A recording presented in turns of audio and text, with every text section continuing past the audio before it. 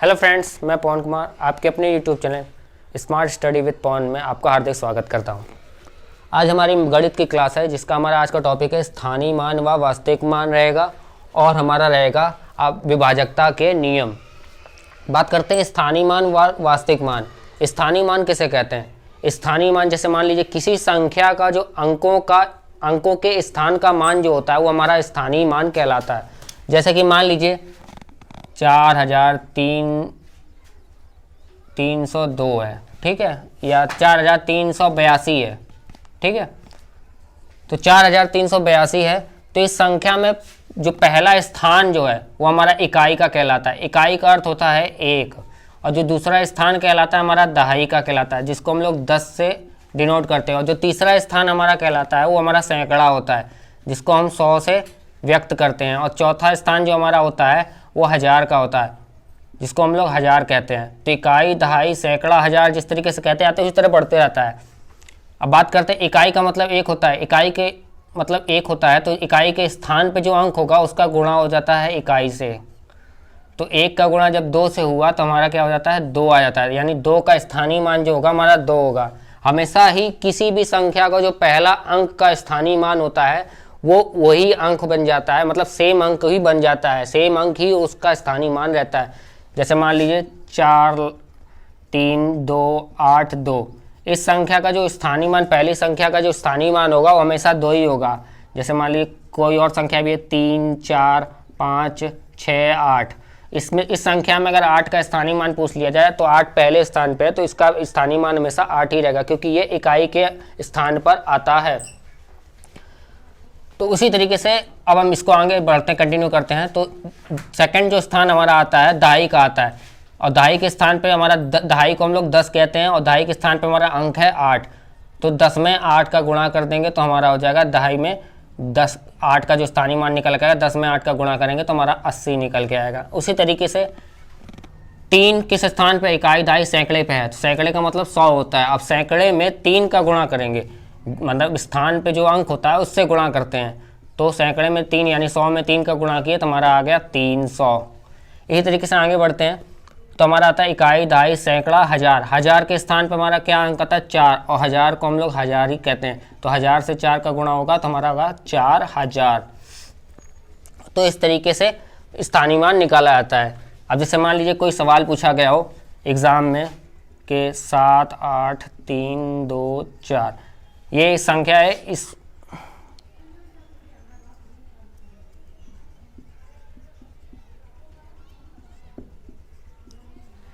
78,324 संख्या में 8 का स्थानीय मान निकालिए, मान ज्ञात करिए या ज्ञात करें, कुछ भी पूछ सकता है, ठीक है। तो संख्या दी हुई है 78,324 संख्या में 8 का स्थानीय मान ज्ञात करें। तो कैसे निकालेंगे? सबसे पहले देखेंगे 8 किस स्थान पे आता है, तो हम पहले इकाई, दहाई, सैकड़ा, 1000। 1000 के स्थान पे आता है, 1000 को हम लोग किससे डिनोट करते हैं, 1000 से डिनोट करते हैं, ठीक है। अब देखते हैं 8 1000वें के स्थान पे आया और संख्या क्या है 1000वें के स्थान पे 8 है, तो 8 का गुणा कर देंगे तो 8 का जो स्थानीय मान निकल के आ जाएगा हमारा हो जाएगा 8000, ठीक है। अब बात करते हैं नेक्स्ट क्वेश्चन। जैसे दशमलव पे आधारित क्वेश्चन भी कई बार एग्जाम में मोस्टली दशमलव पे आधारित पूछे जाते हैं क्वेश्चन।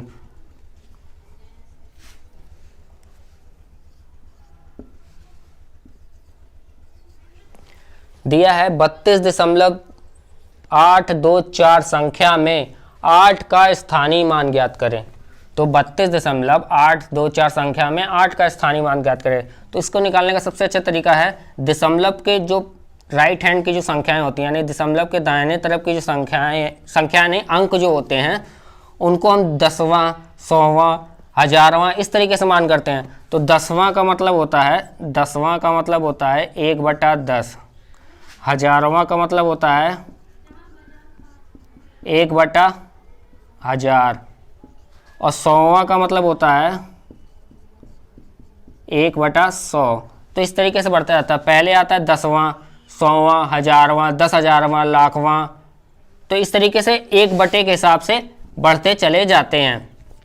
तो उसको निकालने का सबसे सही तरीका है, तो जिस संख्या में दिया हो उससे गुणा कर देते हैं। तो 8 किस संख्या पे है, 10वां पे स्थान पे है, 10वां यानी 1/10 पे है। तो 10 में अब 8 का निकालना है तो 8 से गुणा कर देंगे, तो इसका आ जाएगा 8/10 और इसका स्थानीय मान निकलेगा 8/10, यानी इसको काट देंगे तो मार जाएगा 2/5 आ जाएगा स्थानीय मान। अब बात करते हैं वास्तविक मान की। तो वास्तविक मान क्या होता है, वास्तविक मान को और भी उपनाम नाम से कहते हैं, जैसे अंकीय मान, जातीय मान, ये इसके वास्तविक मान के उपनाम होते हैं, जो एग्जाम में कई बार कंफ्यूज करने के लिए पूछ देता है कि अंकीय मान बताइए, जातीय मान पूछिए। तो ये वास्तविक मान के ही अन्य नाम होते हैं। वास्तविक मान क्या होता है, वास्तविक अंकीय या जातीय मान क्या होता है, ये बताते हैं। तो वास्तविक या जातीय मान किसी भी संख्या में जो अंक दिए होते हैं, उसी अंक का अगर वास्तविक मान या जातीय मान पूछा जाए तो वही अंक उसी अंक का वास्तविक मान या स्थानीय मान हो जाए। जैसे कि मान लीजिए इसमें पूछा है 4382 में 2 का वास्तविक मान बताइए, वास्तविक मान ज्ञात करें। तो 2 का वास्तविक मान हमेशा 2 ही रहेगा। जैसे 8 का पूछ ले, अब 8 का पूछ ले तो 8 का हमेशा 8 ही रहेगा, 3 का पूछ ले 3 ही रहेगा, 4 का पूछ ले 4 ही रहेगा। यानी किसी भी संख्या का वास्तविक मान पूछा जाए तो वही संख्या ही उस संख्या का वास्तविक मान रहेगी। अब नेक्स्ट बात करते हैं विभाजकता के नियम की।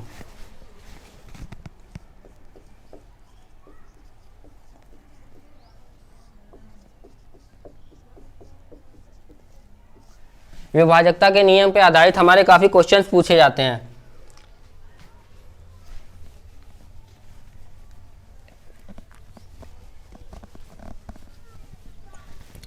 सबसे पहले बात करते हैं 2 से विभाजकता के नियम की। तो 2 से विभाजकता का नियम यह कहता है कि किसी भी संख्या में, जैसे मान लीजिए 3 4 5 6 3 2, यानी 3,45,632 संख्या दी हुई है। तो किसी भी संख्या का अगर इकाई का मान, इकाई का अंक, सॉरी मान नहीं अंक, इकाई का अंक अगर 2 से विभाजित हो तो वह संख्या 2 से, वह पूरी संख्या 2 से विभाजित होगी। मेरे कहने का मतलब है 2 का विभाजकता का नियम सीधा सा होता है कि किसी भी संख्या में इकाई का अंक अगर 2 से विभाज्य होता है या विभाजित होता है तो पूरी संख्या 2 से विभाजित होगी। अब बात करते हैं 3 से विभाजकता के नियम की। तो 3 से विभाजकता का नियम ये कहता है, तो किसी भी संख्या का, जैसे मान लीजिए 1 4 3 1 है, ठीक है, किसी भी संख्या के अंकों का योग अगर 3 से विभाजित हो तो वह संख्या पूर्ण रूप से 3 से विभाजित होगी। जैसे बात करते हैं किसी भी संख्या का, हमने कहा अंकों का योग 3 से विभाजित हो, तो जोड़ लेते हैं हम लोग। मान लेते 1 धन 4 धन 3 धन 1, तो 1 में 4 जोड़े 5 5 3 8 और 1 9 हो गया, ठीक है। तो इसका कैलकुलेशन कितना हुआ, 9 हुआ। हमारे सभी संख्याओं को जोड़ने पे 9 आया। तो 9 क्या हुआ, 3 से हमारे विभाजित होती है। तो हमारा ये क्या, 1 4 3 1 हमारी कई संख्या है, 3 से विभाज्य संख्या है। जैसे मान लीजिए और ले लेते हैं 525, तो तीनों का योग करते हैं 5 2 + 5, तो 5 में 2 जोड़े 7 7 5, नहीं 525 नहीं, कोई और संख्या लेते हैं। जैसे मान लीजिए हमने ले ली 3 4 2, 3 4 2 ले लिए। इससे क्या होगा, 3 + 4 + 2, 3 में 4 जोड़े 7 7 2 9, तो 9/3 यानी 3 से विभाजित हुई। तो जो भी संख्याओं के अंकों का योग अगर 3 से विभाजित हो तो वह पूरी संख्या 3 से विभाजित होगी। अब बात करते हैं 4 से विभाजकता के नियम की। 4 से विभाजकता का नियम हमारा ये कहता है कि किसी भी संख्या का अगर इकाई और दहाई का अंक अगर हमारा 4 से विभाज्य हो तो वह पूरी संख्या हमारी 4 से विभाज्य होगी। जैसे एग्जाम्पल में हम नंबर ले लेते हैं 2724, ठीक है, 2724। तो इसका इकाई का अंक हमारा 4 हुआ, दहाई का अंक हमारा 2 हुआ। तो इकाई और दहाई का अंक क्या हो, 4 से विभाजित हो, तो 24 हमारा क्या होता है, 4 के पहाड़े से विभाजित होता है, 4 छिंग 24। तो ये संख्या क्या होगी हमारी, 4 से विभाज्य होगी। अब बात करते हैं 5 से विभाजकता का नियम। 5 से विभाजकता का नियम हमारा ये कहता है कि यदि इकाई का अंक जो हमारा 0 आ जाए या 5 आ जाए, वे संख्याएं जिनके इकाई का अंक 0 या 5 आए तो वे संख्याएं 5 से विभाजित होंगी। जैसे मान लीजिए 775, 840, 1000 एक्सेट्रा, जो भी संख्याएं रहेंगी ये क्या होंगी हमारी, 5 से विभाजित होंगी। अब बात करते हैं 6 से विभाजकता का नियम। 6 से विभाजकता का नियम हमारा ये कहता है कोई भी संख्या अगर 2 के विभाजकता के नियम तथा 3 के विभाजकता के नियम को फॉलो करती है, यानी दोनों नियमों को, कंडीशनों को अगर फॉलो करती है तो वह संख्या क्या होगी हमारी, 6 से भी विभाज्य होगी।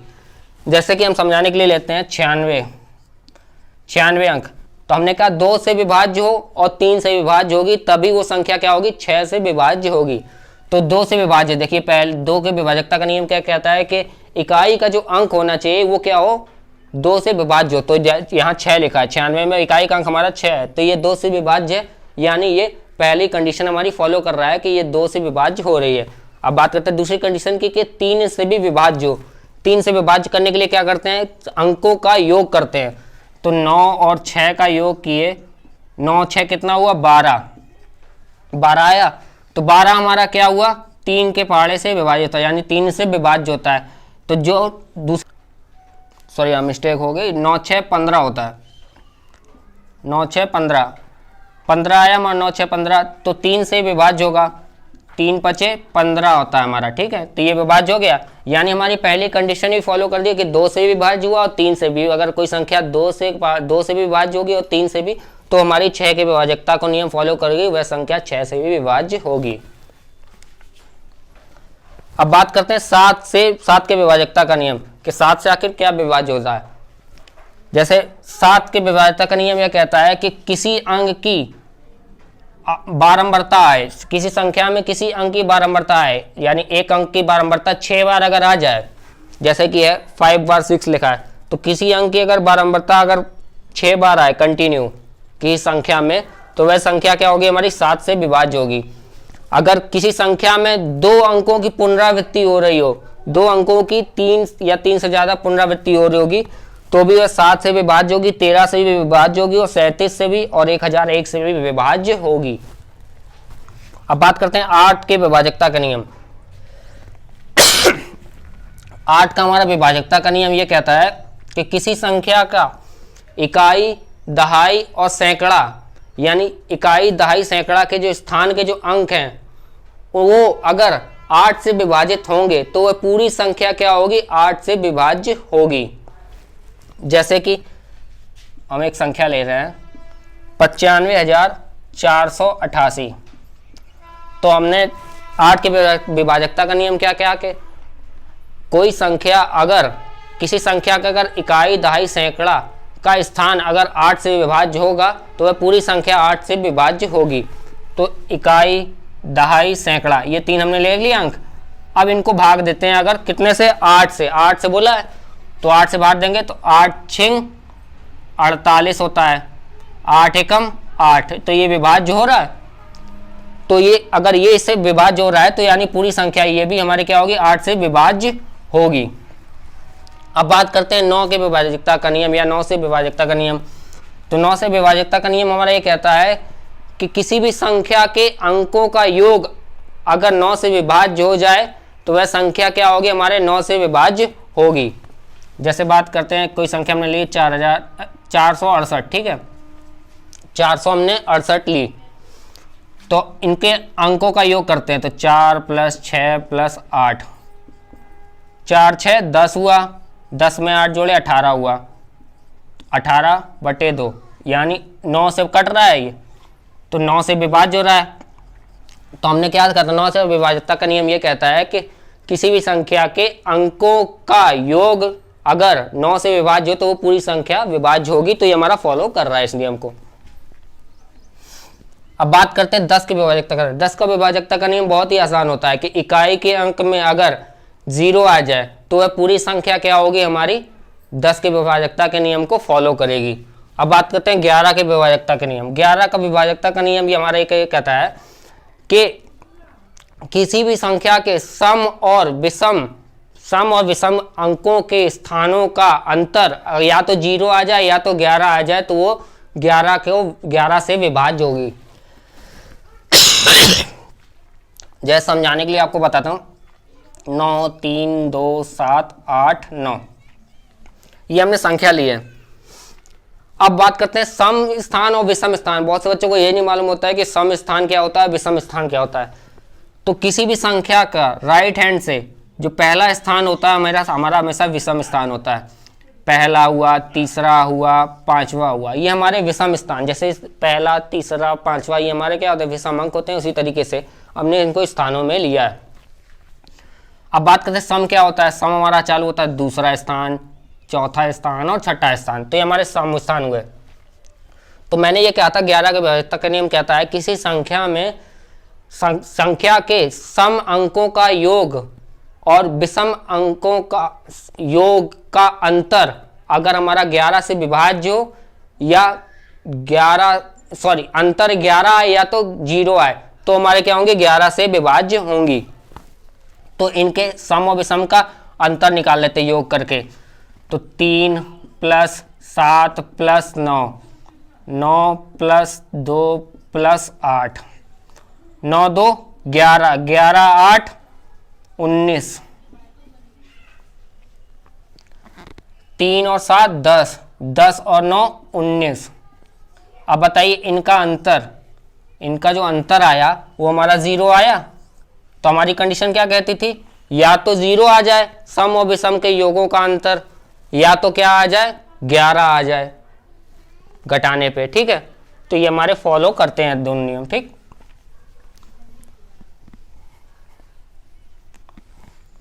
आई होप आपको हमारी क्लास पसंद आई हो तो प्लीज़ लाइक करें, सब्सक्राइब करें एंड शेयर करें। धन्यवाद।